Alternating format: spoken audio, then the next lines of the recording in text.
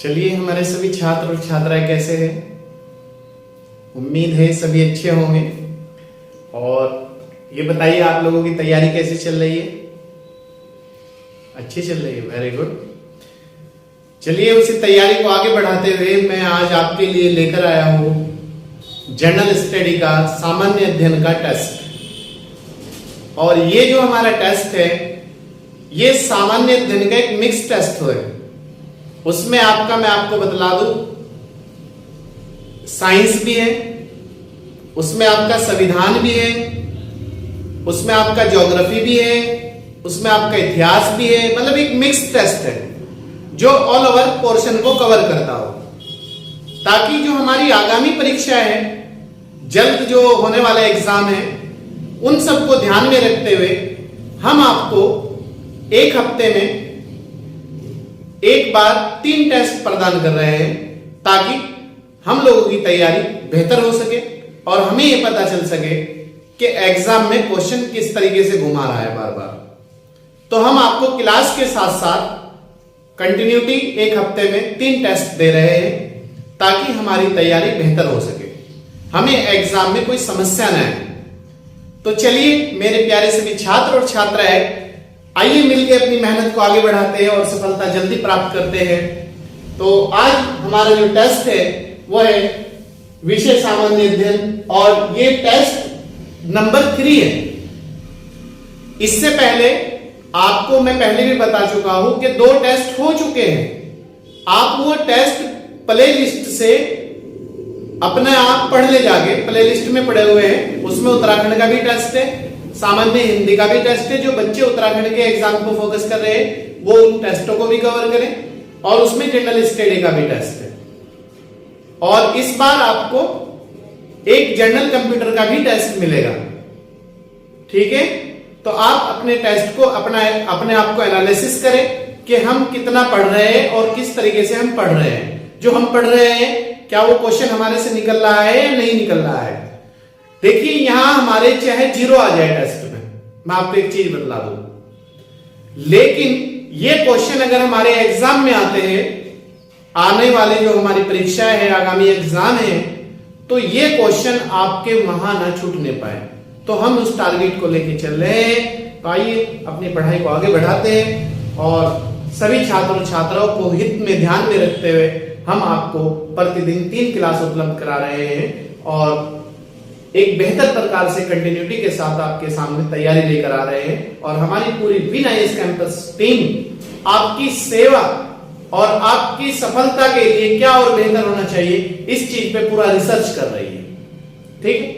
आप बस मेहनत करें, आगे बढ़े, कंटिन्यूटी के साथ हमारी क्लास ज्वाइन करें। और जो बच्चे और हैं उनको भी बताएं कि विन कैंपस के द्वारा कंटिन्यूटी के साथ 3 क्लास ली जाती है, एक हफ्ते में 3 टेस्ट कराए जाते हैं। और भी अगर हमें लगता है कि आपकी सफलता के लिए कुछ और भी बेहतर करना चाहिए, तो उसमें भी हम आपके लिए समय समय पे परिवर्तन करते रहेंगे, ठीक है? चलिए आइए मिलते हैं।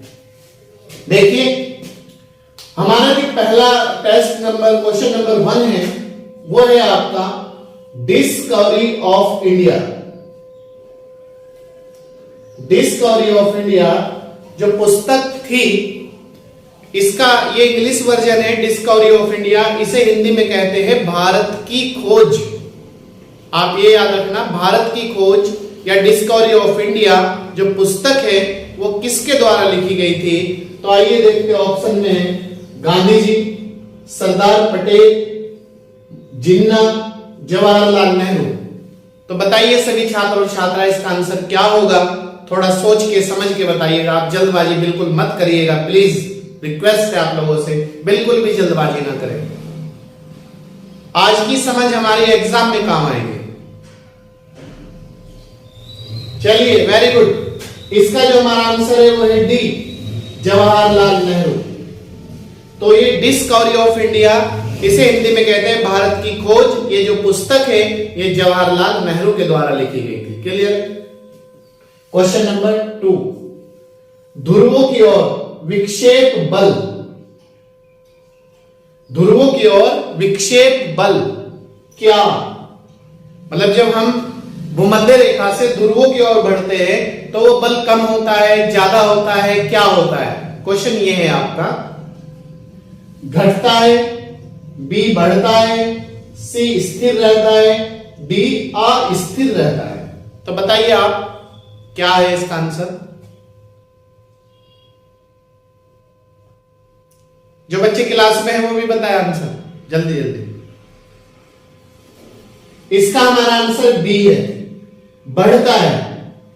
जब हम भूमध्य रेखा से ध्रुवों की ओर जाते हैं तो वहां पर जो बल होगा, विक्षेप जो बल होगा वो हमेशा बढ़ेगा। ठीक है, तो इसका आंसर हमारा बी है। क्वेश्चन नंबर 3, कर्क रेखा किस देश से नहीं गुजरती? कर्क रेखा पे मैंने आपको पूरी क्लास दे रखी है ज्योग्राफी में, तो उससे यहां से क्वेश्चन उठाया था मैंने ये आप लोगों के लिए कि किस देश से कर्क रेखा गुजरती है, किस देश से नहीं गुजरती, किस राज्यों से गुजरती है, वो सब पूरा टॉपिक पढ़ा रखा मैंने आप लोगों को। वो आप चाहे तो प्लेलिस्ट में पढ़ा हुआ है, वहां से डिटेल में जाके पढ़ सकते हैं आप लोग। कर्क रेखा किस देश से नहीं गुजरती? गुजरती नहीं पूछा, नहीं गुजरती। ए ऑप्शन है पाकिस्तान, बी बांग्लादेश, सी भारत, डी म्यांमार। तो बताइए किस देश से नहीं गुजरती कर्क रेखा? वेरी गुड, थोड़ा जल्दी जल्दी बताएं।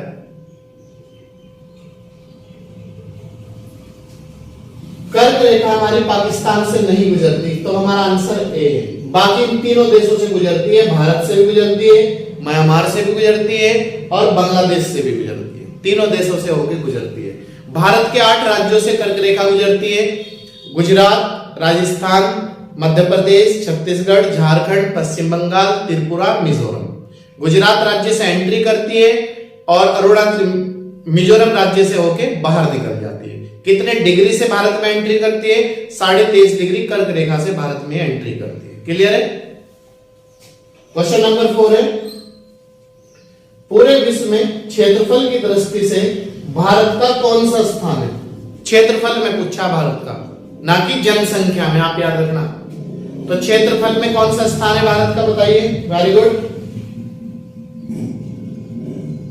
क्षेत्रफल में भारत का दूसरा, तीसरा, छठा या सातवां कौन सा स्थान है, बताएं आप लोग।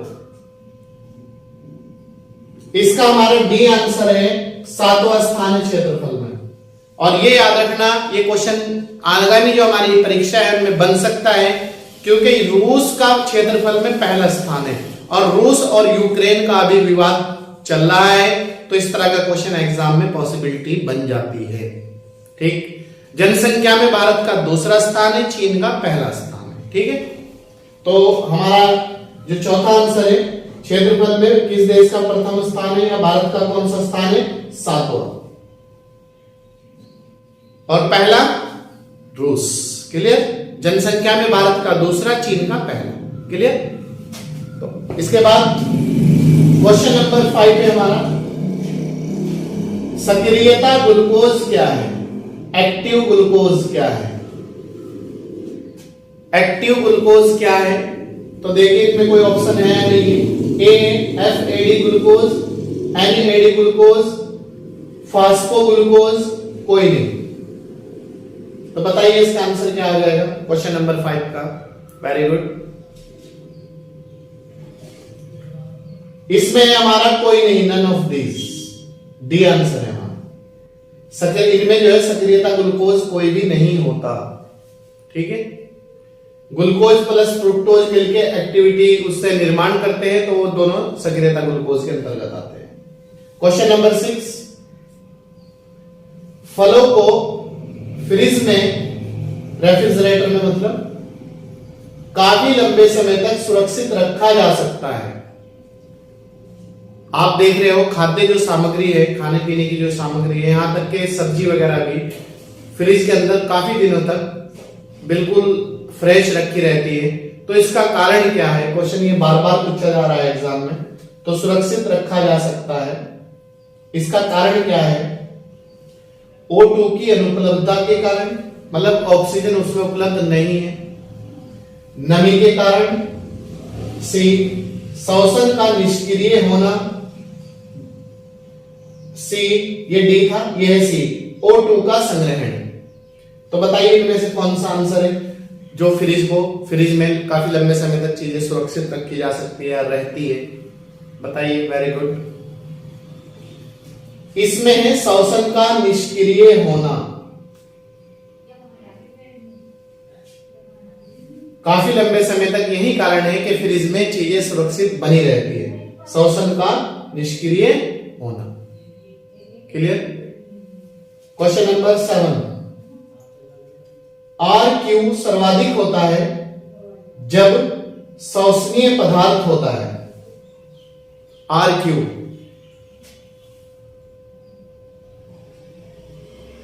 RQ सर्वाधिक होता है जब श्वसनीय पदार्थ होता है। वसा, मैलिक अम्ल, ग्लूकोज, प्रोटीन। बताइए। Very good. इसका हमारा आंसर है सी, ग्लूकोज। जब ग्लूकोज की मात्रा ज्यादा होगी उसमें श्वसनीय पदार्थ में, तो RQ ज्यादा होगा उसमें। ठीक है। क्वेश्चन नंबर 8, राज्य के राज्यपाल की नियुक्ति कौन करता है? राज्य के राज्यपाल की नियुक्ति कौन करता है? क्वेश्चन है हमारा 8, राज्य के राज्यपाल की नियुक्ति कौन करता है? ए, मुख्यमंत्री, बी, प्रधानमंत्री, सी, राष्ट्रपति, डी, उपराष्ट्रपति। बताइए आप आंसर जल्दी जल्दी, क्या है इसका आंसर?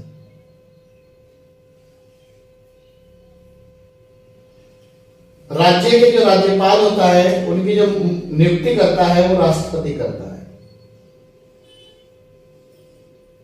और राज्यपाल की जो नियुक्ति होती है वो 5 साल के लिए होती है, और राष्ट्रपति चाहे तो उसे 5 साल से पहले भी हटा सकता है। और राज्यपाल को शपथ जो दिलवाता है, उस राज्य का जो हाईकोर्ट का चीफ जस्टिस होगा वो उसे शपथ दिलवाएगा। ठीक है? क्लियर है? इसके बाद क्वेश्चन नंबर 9, केंद्र सरकार के स्मार्ट सिटी प्लान में चयनित पहला शहर, भारत का पहला जो शहर था वो कौन सा था? जो केंद्र सरकार ने स्मार्ट सिटी प्रोग्राम लाई थी केंद्र सरकार, तो उसमें भारत का पहला जो चयनित शहर था वो किसे चुना गया था? ए, भुवनेश्वर, बी, चंडीगढ़, सी, दिल्ली। बताइए। Very good.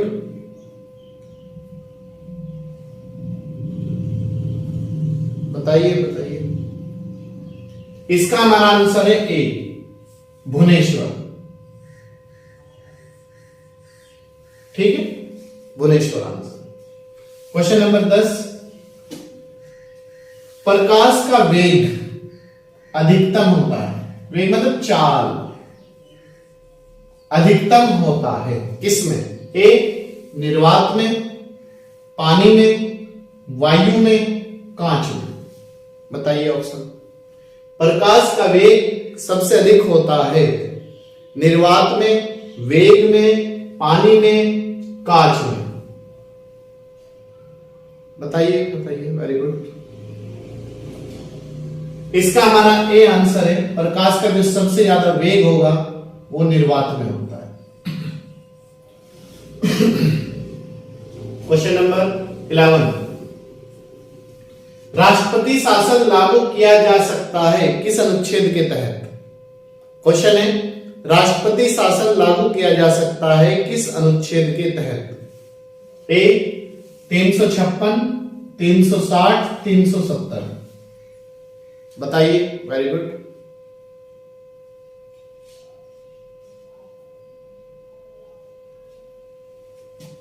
इसका ए आंसर है हमारा 356 के अंतर्गत। जो राष्ट्रपति शासन लागू होता है वो अनुच्छेद 356 के अंतर्गत होता है, राज्यों में राष्ट्रपति शासन। और पूरे भारत में इमरजेंसी जो लागू होती है वो अनुच्छेद 352 के तहत होती है, आप ये याद रखना। और अनुच्छेद 360 वित्तीय आपात होता है। अभी तक वित्तीय आपात 360 का भारत में कभी भी प्रयोग नहीं किया गया है। और अनुच्छेद 370 जो है वो आपका जम्मू कश्मीर राज्य से संबंधित था। ठीक, तो आप इन्हें याद रखना। क्वेश्चन नंबर 12, वीडियो कॉन्फ्रेंसिंग को किस प्रकार के संचार के अंतर्गत रखा जा सकता है। जो हम वीडियो कॉन्फ्रेंसिंग करते हैं तो क्वेश्चन ये है कि वो कैसा संचार है, किस प्रकार का संचार है, उसे किसके अंतर्गत रखा जाता है। क्योंकि इस तरह क्वेश्चन बढ़ने लगे एग्जाम में, बार बार कम्युनिकेशन का जो टॉपिक है वहां से भी क्वेश्चन आने लगे हमारे एग्जाम में। तो उन्हीं सब चीजों को ध्यान में रखते हुए हम लोग आपका टेस्ट कंटिन्यू रेडी कर रहे हैं, ताकि जो हमारे पोर्शन है वो छूटे ना कोई भी एग्जाम। ए ऑप्शन, दृश्य एक तरफा, मतलब यह है वीडियो कॉन्फ्रेंसिंग को किस प्रकार के संचार के अंतर्गत रखा जा सकता है। ए ऑप्शन है दृश्य एक तरफा, दृश्य सर्वे दो तरफा, सी दृश्य सर्वे एक तरफा, डी कोई नहीं। बताइए क्या आंसर है इसका हमारा। इसका हमारा जो आंसर है वो है बी, दृश्य सर्वे दो तरफा। क्योंकि जो कॉन्फ्रेंस है, कॉन्फ्रेंस से दोनों साइड से आदमी जुड़ता है और दोनों तरफ से एक दूसरे को देखता है, और सर्वे, दृश्य और सर्वे दोनों प्रकार से वो कम्युनिकेशन करते हैं। तो आप याद रखना दृश्य सर्वे दो तरफा। क्लियर है। इसके बाद क्वेश्चन नंबर 13, राज्यसभा में राष्ट्रपति कितने सदस्यों को मनोनीत करता है। राज्यसभा में राष्ट्रपति कितने सदस्यों को मनोनीत करता है। क्वेश्चन ये भी आ सकता है कि राज्यसभा में कितने सदस्यों को कौन मनोनीत करता है। तो आप याद रखना राष्ट्रपति द्वारा राज्यसभा में, वो क्वेश्चन आपको अभी दे रखा हो इसलिए बतला रहा हूं, एक, दो सदस्य, एक सदस्य, 11 सदस्य, 12 सदस्य। बताइए आप लोग। अभी मैं और इसमें डिटेल थोड़ी बताऊंगा आप लोगों को।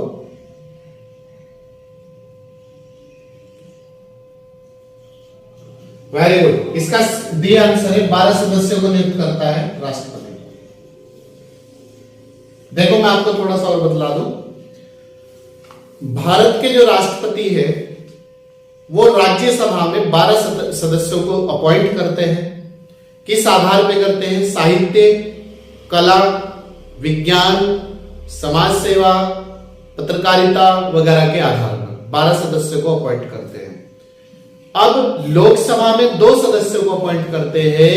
वो 2 सदस्य जो होते हैं वो आंग्ल भारतीय समुदाय या एंग्लो इंडियन समुदाय से होते हैं। क्लियर है। और राज्यों की जो विधानसभा है या विधान परिषद है, विधानसभा है या विधानमंडल है, उसमें राज्यपाल 1 सदस्य को मनोनीत करता है। तो ये तीनों पॉइंट आप याद रखना हमेशा। ठीक है। आज हमारा जो क्वेश्चन है, क्वेश्चन नंबर 14, ये है आपका सर्वोच्च न्यायालय। सर्वोच्च न्यायालय मतलब सुप्रीम कोर्ट, ठीक है, के मुख्य न्यायाधीश की नियुक्ति कौन करता है। सर्वोच्च न्यायालय या सुप्रीम कोर्ट के मुख्य न्यायाधीश की नियुक्ति कौन करता है, यह शपथ कौन दिलाता है। आंसर एक ही रहता है, प्रधानमंत्री, उपराष्ट्रपति, संसद या राष्ट्रपति। तो बताइए कौन करता है नियुक्ति। इसका हमारा आंसर हो जाएगा डी, राष्ट्रपति द्वारा की जाती है। ठीक है। और राष्ट्रपति ही इसे शपथ दिलवाता है। ठीक है। ये राष्ट्रपति को शपथ दिलवाएगा, मुख्य न्यायाधीश चीफ जस्टिस ऑफ इंडिया, और राष्ट्रपति से दिलवाएगा। क्वेश्चन नंबर 15, चमगादड़ के द्वारा परागकण को कहते हैं। चमगादड़ के द्वारा परागकण को कहते हैं क्या। ए ऑप्शन चिरोपिट्रोफिली, कॉफिली, मेगाफिली, कोई नहीं। बताइए इसका आंसर क्या है।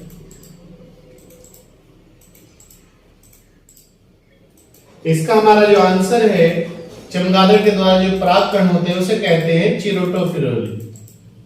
ए आंसर, ए आंसर है। क्लियर। क्वेश्चन नंबर 16, लैंगिक प्रजनन के कारण होते हैं। लैंगिक प्रजनन के कारण होते हैं। A option. स्पोमिक्सम, बहुगुणिता, रिकॉम्बिनेशन, रिकॉम्बिनेशन, बताइए। Very good. इसका हमारा आंसर हो जाएगा बी, बहुगुणिता। ठीक है। क्वेश्चन नंबर 17, बीजों के अंकुरण के दौरान क्या, जब जमीन के अंदर बीज बो दिया जाता है और उसका अंकुरण होता है, उसकी शाखाएं ऊपर निकलती है, तो उस समय क्या होता है? ए ऑप्शन, ऊष्मा निकलती है, स्टार्च संश्लेषण, वसा संश्लेषण, प्रकाश अवशोषित, बताइए। Very good. जब बीजों का अंकुरण होता है, आप याद रखना, जब आप देख रहे हो सुई सी बाहर निकलती है जमीन से, तो उसमें ऊष्मा निकलती है, ऊष्मा, याद रखना, ए आंसर है हमारा, ऊष्मा। क्वेश्चन नंबर नेक्स्ट 18 है क्वेश्चन। आज के टेस्ट में पूरे 20 क्वेश्चन है आपके लिए, ठीक है। गांधी जी का जन्म कब हुआ था? गांधी जी का जन्म कब हुआ था? ए 1879, 1885, 1869, 1857, बताइए। ऑप्शन आपके सामने है। वेरी गुड, बताओ जल्दी जल्दी बताएं। गांधी जी का जो जन्म हुआ था वो पोरबंदर गुजरात में हुआ था, 1869 में हुआ था। ठीक है। क्वेश्चन नंबर 19, मानव रक्त का पीएच मान होता है, जो मानव का खून होता है उसका पीएच मान कितना होता है? 7.4 पीएच, 2.4, 2 पीएच, 13.9 पीएच, 19.3, बताइए। Very good. इसका ये आंसर है 7.4।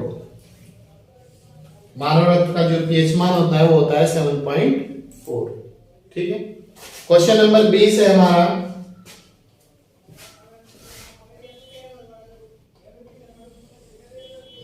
भारतीय गन्ना अनुसंधान संस्थान कहां पर स्थित है? केंद्रीय गन्ना रिसर्च सेंटर जो है वो कहां पर स्थित है? दिल्ली, लखनऊ, देहरादून, बताइए। Very good. यह है आपका बी आंसर, लखनऊ में है केंद्रीय गन्ना अनुसंधान संस्थान। ये बार बार क्वेश्चन पूछा जाता है, आप इसे सही तरीके से पढ़िए। तो ये था आज का हमारा सामान्य अध्ययन जनरल स्टडी का टेस्ट। 20 नंबर का हमने टेस्ट आपसे शेयर किया है और उसके आंसर भी हमने आपको हैंड टू हैंड ही प्रदान कर दिए हैं। तो आप इसे बहुत अच्छी तरीके से क्वेश्चन नंबर 1 से क्वेश्चन नंबर 20 तक टेस्ट को आप रिवाइज करें, बार बार इन्हें पढ़ें। कुल हमारे 3 टेस्ट हो चुके हैं, सामान्य अध्ययन के भी, उत्तराखंड के भी हो चुके हैं, हिंदी के भी हो चुके हैं, एक सामान्य कंप्यूटर का टेस्ट मिलेगा आप लोगों को आज।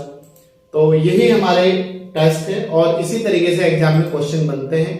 तो चलिए मिलते हैं आपसे नेक्स्ट क्लास में। तब तक आप हमारी क्लास के साथ कंटिन्यूटी के साथ जुड़े और जो और बच्चे उन्हें भी कंटिन्यूटी के साथ जोड़े। और अगर आप हमारे चैनल पे नए हैं तो आपसे इसे सब्सक्राइब कर दीजिएगा ताकि आप लोगों को प्रतिदिन क्लास उपलब्ध हो सके। जो हम ऑफलाइन क्लास लेते हैं वही आपको ऑनलाइन हम क्लास उपलब्ध करा रहे हैं। ठीक है। और ज्यादा से ज्यादा लाइक, शेयर और सब्सक्राइब करें। ठीक है। तो भैया मिलते हैं आपसे हम नेक्स्ट क्लास में।